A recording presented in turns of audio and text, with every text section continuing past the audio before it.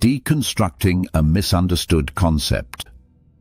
The concept of karma, or kama in its original Pali form, is a central tenet of Buddhist philosophy. In popular culture, it is often simplified into a mystical system of cosmic justice or fatalism, encapsulated by phrases like, "What goes around, comes around." However, the Buddhist understanding is far more precise, psychological, and pragmatic. It is not a system of reward and punishment administered by an external entity, but rather a natural, impersonal law of cause and effect, where the primary causal factor is intention. To understand karma is to understand the mechanism that perpetuates existence and the very process that can lead to its cessation. The problem: the binding nature of action in samsara. The fundamental problem that the law of karma addresses is the binding nature of volitional action. Every intentional act, whether of body, speech, or mind, functions like a seed that is planted in the mind stream. This seed, under the right conditions, will inevitably ripen into a corresponding fruit, or result, vipaka.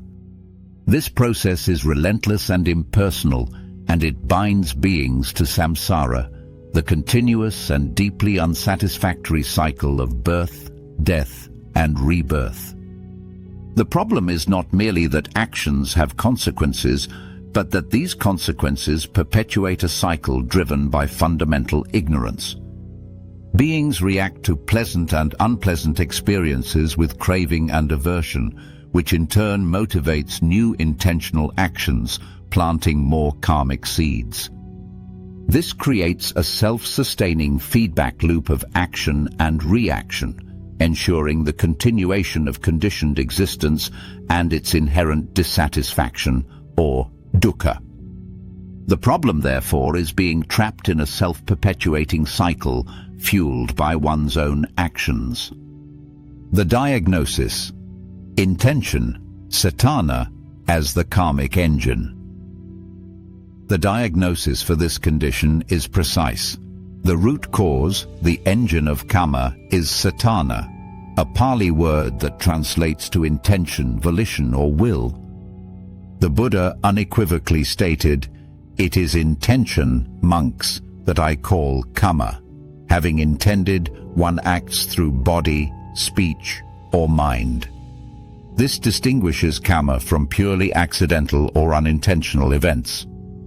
The quality of the intention determines the moral quality of the action and, consequently, the nature of its result. Karmic actions are diagnosed by their roots. Unwholesome karma, akusala.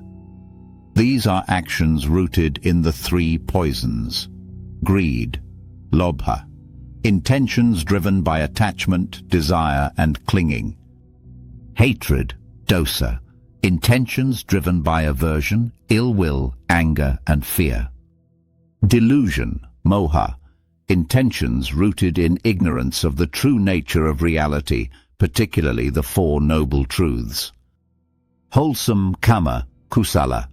These are actions rooted in the opposites of the three poisons: non-greed, alobha, intentions of generosity, detachment, and letting go; non-hatred, adosa, intentions of loving kindness, compassion, and patience; non-delusion, amoha, intentions rooted in wisdom, clarity, and understanding. Furthermore, the ripening of karma is complex. Not all karmic seeds sprout immediately. This explains why unskillful actions do not always produce immediate negative results, and vice versa. Karma can be classified by when its results manifest. Karma that ripens in the present lifetime, in the next lifetime, or in subsequent lifetimes. This complexity highlights that one's current situation is a product of a vast web of past intentions, not just recent actions. The prognosis, the cessation of karmic creation, nirodha. The prognosis offered by Buddhist teaching is one of profound optimism. Since karma is created by intention, the cycle can be brought to an end by terminating the creation of new, binding intentions. The goal is not to escape the results of past karma, which will ripen in due course, but to stop planting new seeds. This state of cessation is achieved by an individual who has attained enlightenment, known as an arahant. An arahant continues to act in the world, but their actions are considered karmically inert or purely functional, kiriya. This is because the roots of greed, hatred and delusion have been completely and permanently eradicated from their mind stream. Without these roots, their intentions no longer create karmic formations that lead to future rebirth. An analogy can be made to an archer. An ordinary person continuously shoots new arrows, creates new karma, ensuring there are always arrows in flight. The arahant has put down the bow and quiver, they shoot no new arrows. The arrows already in the air, the results of their past karma, must still travel their course and land.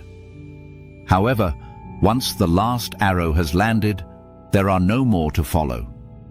This complete cessation of the karmic process is nirvana, the extinguishing of the fires that fuel the cycle. The treatment, the Noble Eightfold Path as karmic cultivation. The treatment prescribed to achieve this cessation is the Noble Eightfold Path. This path is a comprehensive system for transforming one's behavior and mind, designed specifically to purify intention and thus short-circuit the engine of karma. Each of the 8 factors directly contributes to the cultivation of skillful action. The path is divided into 3 sections. 1. Wisdom, prajna. This section attacks the root of delusion, moha. Right understanding. This is the correct grasp of the law of karma and the 4 noble truths. Understanding how actions lead to consequences eradicates the ignorance that fuels unskillful behavior. Right thought. This involves actively cultivating wholesome intentions, thoughts of renunciation, loving kindness and compassion, while consciously abandoning thoughts rooted in greed, hatred and cruelty. It is the direct training of satana. 2. Ethical conduct, sila. This section provides a foundation of restraint to prevent the creation of coarse, unwholesome karma through physical and verbal action. It attacks the manifestations of greed and hatred. Right speech, abstaining from lying, divisive speech, harsh words and idle chatter. This purifies verbal karma. Right action, abstaining from killing, stealing and sexual misconduct. This purifies physical karma.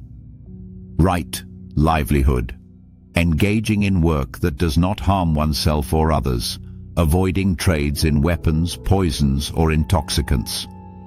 This ensures one's entire life supports the path of purification. 3. Mental development, samadhi. This section provides the tools for directly observing and purifying the mind at the very moment intention arises. Right effort, the sustained energy to prevent new unwholesome states, overcome existing ones, cultivate new wholesome states, and maintain existing ones. It is the active management of the mind's karmic output.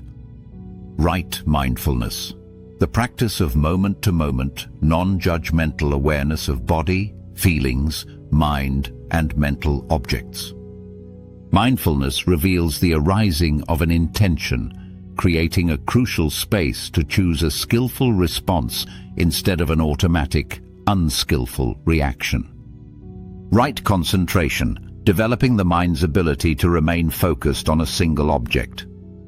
This powerful, concentrated mind has the clarity needed to see into the deepest workings of karma and uproot the latent tendencies that give rise to unwholesome intentions. In summary, the Buddhist doctrine of karma presents a dynamic and empowering model of existence. It identifies the problem as being trapped in a cycle of consequence driven by our own actions. It diagnoses the root cause as intention fueled by greed, hatred, and delusion. It offers a hopeful prognosis. The cycle can be ended by purifying intention. Finally, it prescribes a clear and practical treatment, the Noble Eightfold Path, as the method for achieving this ultimate freedom. Karma is not fate. It is the radical principle that liberation lies entirely within the sphere of one's own intentional action.